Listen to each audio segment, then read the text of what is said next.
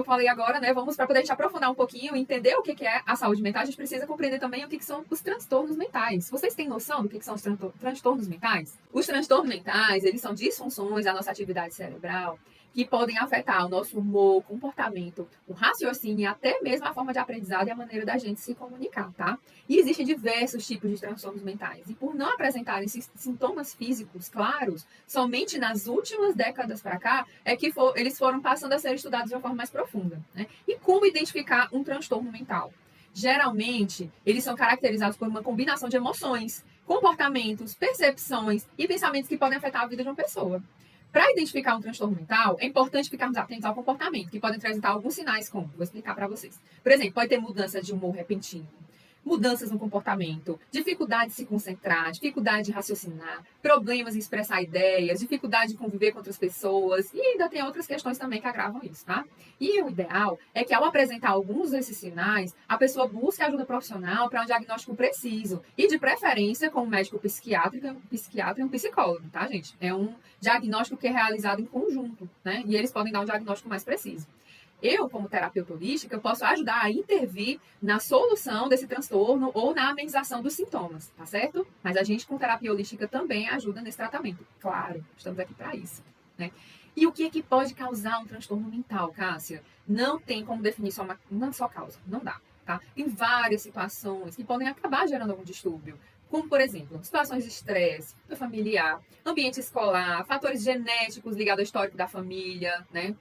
Problemas enfrentados na comunidade, a violência urbana que está aí, assim, gritante. A cada dia as notícias que a gente vê, chega a dar vontade de chorar.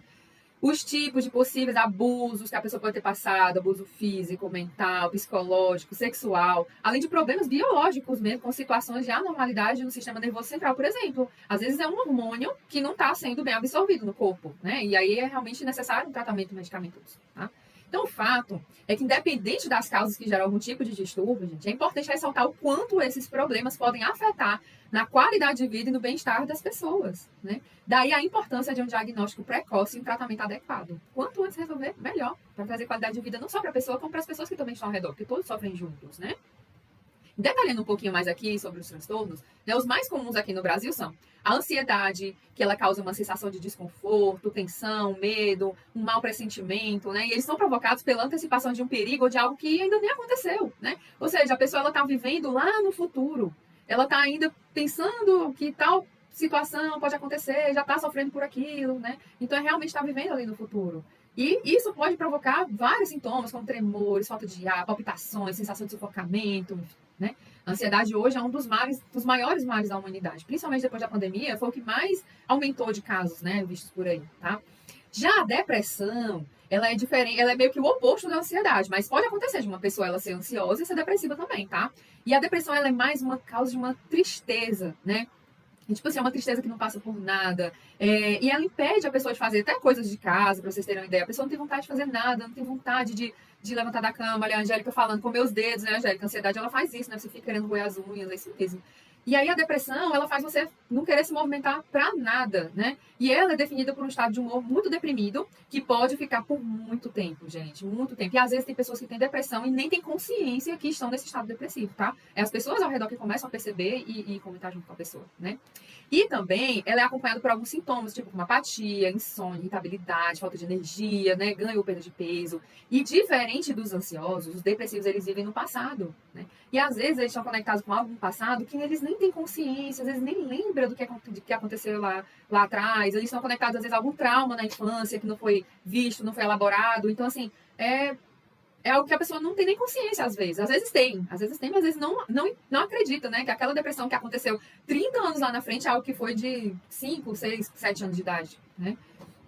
E aí, em relação aos transtornos alimentares, que, por exemplo, a gente conhece como a anorexia nervosa e a bulimia, eles são os mais comuns desse tipo de transtorno, tá? E a anorexia, por exemplo, é uma perda de peso intencional, né, que é provocada pela recusa da alimentação, a pessoa não quer se alimentar, porque ela tem uma distorção da própria imagem, ela tem um medo de engordar, ela acha que ela já tá enorme de gorda, nem tá, muitas vezes não tá.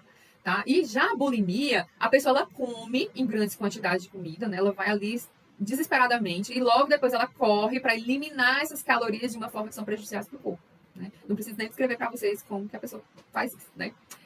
E o transtorno bipolar. Transtorno bipolar, ele provoca grandes mudanças de humor, tá? Então, tipo assim, a pessoa tá aqui rindo, feliz, do nada ela tá ali irritadíssima, querendo matar alguém, é algo muito forte, é muito intenso. A gente logo consegue identificar alguém que tem um transtorno bipolar, né? E pode oscilar muito nesse estado de depressão, a pessoa tá ali, às vezes, até triste, meio chateada e tudo, e do nada tá ali super simpático, feliz, né?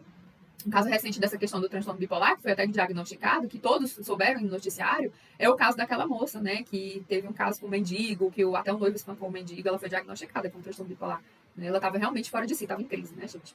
E o toque? O toque, eu já tive toque, gente. Ai, Deus, eu não quis lavar as mãos direto, né? Então, o que é esse transtorno? Ele é muito conectado com a ansiedade, tá?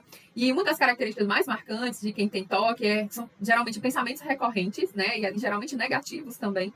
E comportamentos repetitivos, ritualizados, né? Então, por exemplo, lavar as mãos inúmeras vezes, limpar a casa de cima para baixo, da direita para a esquerda. Tem um ritualzinho ali que, se sair daquele padrão, a pessoa meio que quase surta, sabe? O toque também é bem conhecido, né? Muitas pessoas têm toque, né? Enfim, tem um filme que eu adoro, que relata bem essa questão do toque, que é o filme Melhor Impossível, né? Que o protagonista, ele, tipo, não andava pisando nas linhas. Se tivesse linha no chão, ele evitava pisar, né? E ele só usava talheres descartáveis, né? Enfim, o toque pode ser várias coisas. A gente vê muitas vezes até as imagens na internet com figurinhas bagunçadas. Quem tem toque, gente, aquilo ali, a gente respira fundo porque dá uma agonia, né? E muita gente tem. Só que, claro, tem os níveis, alguns tem bem mais graves, outros bem mais leves. Aí dá pra gente se curar disso também, gente. Eu digo por experiência própria, porque eu lavava muito minhas mãos, era de fazer até machucado, assim. E aí, claro, né? Com o passar do tempo, a gente conseguir reverter o cenário, tá? E aí, gente, falando de outro transtorno mental, que é a esquizofrenia. A esquizofrenia, ela já é mais intensa, né? Ela é um transtorno psicótico mais sério, que provoca distúrbios nos pensamentos, na percepção, na vontade de atividades sociais, né? Na linguagem das pessoas. A esquizofrenia, ela tem como principal característica a pessoa ela não ter percepção da realidade. Ela vive como se fosse assim num mundo paralelo, sabe? Ela vê outras pessoas que não existem, né? Um filme que abordou esse tema assim, de uma forma incrível, que eu também sou apaixonada por esse filme, é Uma Mente Brilhante, né? O protagonista, ele é inteligentíssimo, professor de matemática, quem não assistiu, eu recomendo, e ele vê outras pessoas andando com ele acredita que está participando de um projeto que ninguém pode descobrir, é bem interessante, eu recomendo, que aí ele fala um pouquinho mais dessa questão da esquizofrenia. E o estresse pós-traumático, que de alguma forma todos nós estamos vivendo atualmente, né? Ele é marcado por uma ansiedade que surge após um trauma. Então, gente, a gente acaba vivendo esse trauma com recordações e sofrendo com medo de acontecer tudo novamente. Todos nós estamos passando por esse estresse pós-traumático, principalmente após a pandemia, né? Algo que todos nós estamos ainda gerenciando, tá? Alguns, né, sofrem com mais intensidade e outros com menos, né?